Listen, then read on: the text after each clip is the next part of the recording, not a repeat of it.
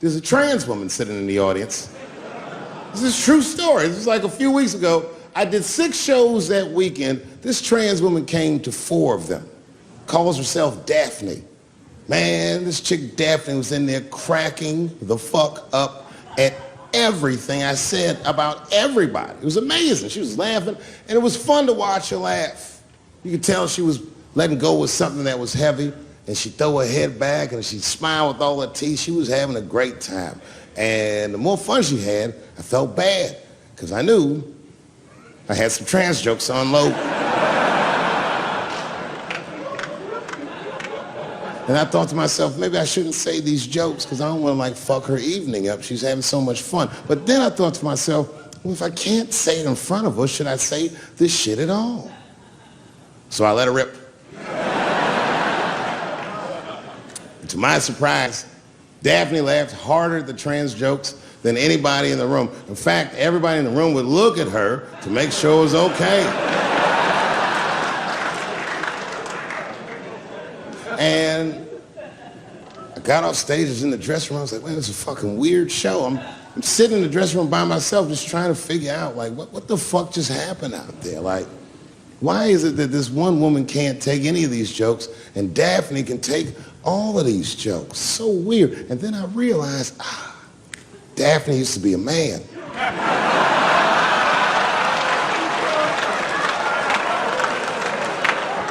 So now I go out of the dressing room and like you can see like all the staff was there like cleaning the club up, the audience had gone, and sitting at the bar by herself was Daphne. And she's like, hey Dave, come join me for a drink. And I don't want her to think that I'm transphobic or nothing, so I'm like, fuck, I guess I could have at least a drink. And we get some tequila and we're sitting there.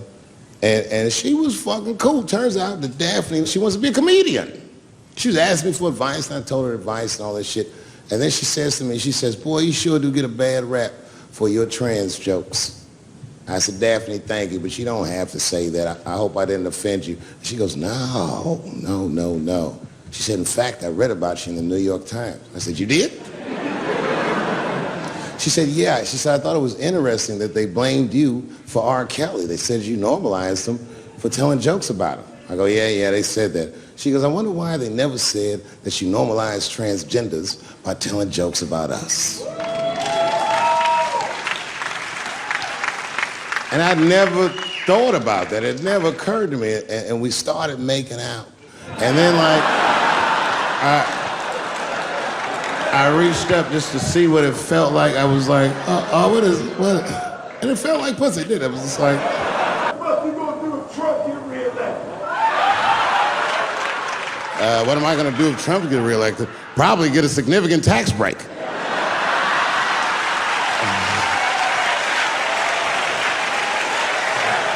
Hey, you wanna know why I don't even talk about Trump in my show? Because that motherfucker is not the hokey pokey. He is not what it's all about. There's millions of people that put him in power, and the ideas that he puts forth are not his own. He's singing poor white people's greatest hits. So why the fuck would I worry about him and not the other millions? Really, you know who I'm gonna vote for next time if things keep going the way it's going is that gay dude. No, Mike Pence.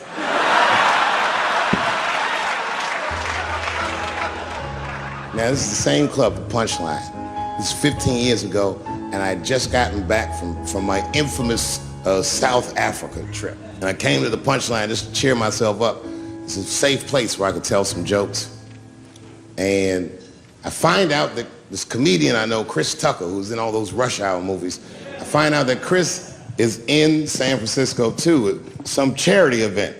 So I call him, I'm like, yo, I just saw you at some charity event. I said, I'm doing a show at the Punchline. Why don't you come by the club after your event? He's like, cool, Dave. I thought she was dead, nigga. I'll come by. He says, is it okay if I bring some friends? Because, you know, I'm with a lot of people. I go, man, you Chris Tucker. You can bring whoever the fuck you want. And then I show up to the club late that night. And I walk into the dressing room. And sitting in the dressing room is Gavin Newsom, who at the time was the mayor of San Francisco, but now he's the governor of California. And sitting next to him was Kamala Harris, who at the time was the DA of San Francisco. Now she's the senator from California that's front-running on the Democratic ticket. And sitting next to her was Al Gore.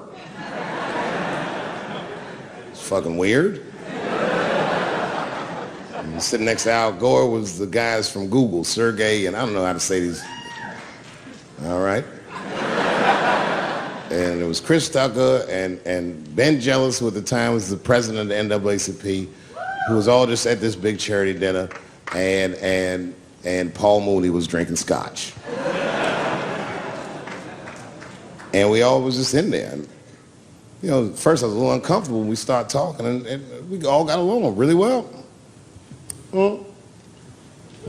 At some point, Kamala Harris she says to me, she goes, you know, a friend of mine is announcing his candidacy for president tomorrow. I went to college with him. I'm like, what? I go, Barack Obama? She goes, you've heard of him? I'm like, yo, I just read about this dude.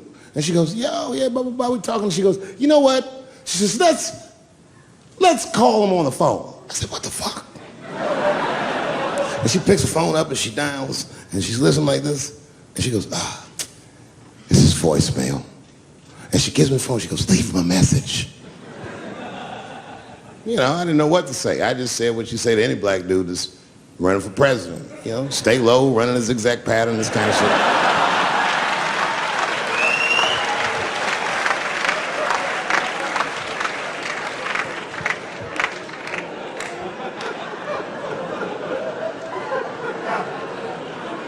And then the last thing I say is, you know what? I said, sir, I really do believe you can do this. Like, man, I'm wishing you luck. Now, next day I wake up and go for coffee at a place called the Embarcadero. It's like an eatery by the sea in San Francisco. And I'm walking to the coffee shop and there's a police line and I can't cross the tape. But then I figure, fuck it, I'm Dave Chappelle, so I go into the thing like this. And the police yoke me. These motherfuckers like tackle me immediately. And I see over the police's shoulder Gavin Newsom. I couldn't remember his name, but I remember the night before I had kept teasing him and saying he looked like Christian Bale, the guy from the Batman movies. So I see him and I can't remember the name, so I'm just like, Batman, help!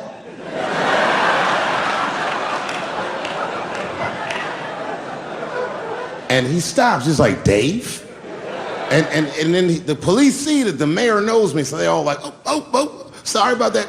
And he's like, hey, back up, everybody. And he just picks me up. He's like, I'm really sorry about that. I'm like, I'm fine, don't worry about it. And he's like, listen, I'm here with Prince. Would you like to meet him? I'm like, I know Prince. That's my nigga. And we go around the corner, and it was Prince Charles, the Prince of England. I didn't know the protocol of meeting royalty. You're not supposed to touch him. I dapped him up like a nigga. My nigga. Just hugging him and shit like this, dapping him up. And that nigga was cool too. I was like, it's really fucking weird. And then I was just out there in the upside down, not having no TV show, trying to figure life out. And the election was going on in the background. And this guy, Barack Obama, was picking up steam. This motherfucker was killing it. And I had a chance to go to the last debate on the Democratic ticket, and I went. It's me and Chris Tucker sitting in Myrtle Beach, South Carolina. It's the last three candidates. It was Barack Obama, John Edwards, and Hillary Clinton. Now, Obama's a lot taller than Edwards and Clinton, and he had the center podium. And at one point, they're all on stage, and they start fussing, and Obama goes, look, none of us are perfect, like this. And his hands was like this, and there was light shining behind his head, and the other two candidates was looking up at the nigga, and I was sitting in the audience like, this nigga looks like Jesus.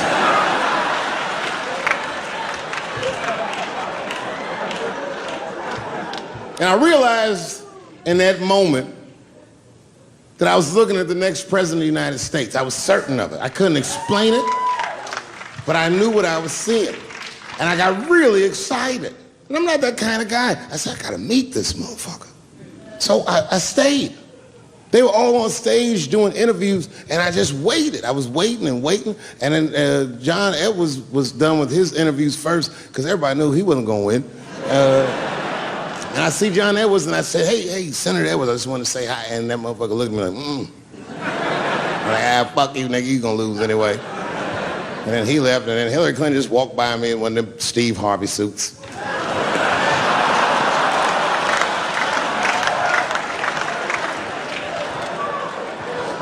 But Obama was taking forever. Everybody wanted to talk to him. When I knew the media saw exactly what I saw, there was no question about it. That was the guy. I waited, and finally, must have been over an hour and a half, he finishes his last interview. He's like, well, thank you very much. Good talking to you. And he turns around, and we make eye contact. He sees me, and when he sees me, he looks over, he goes, Dave Chappelle.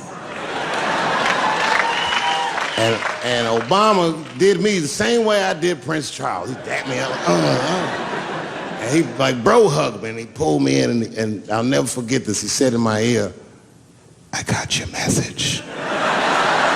Thank you very much, New York City. Good night.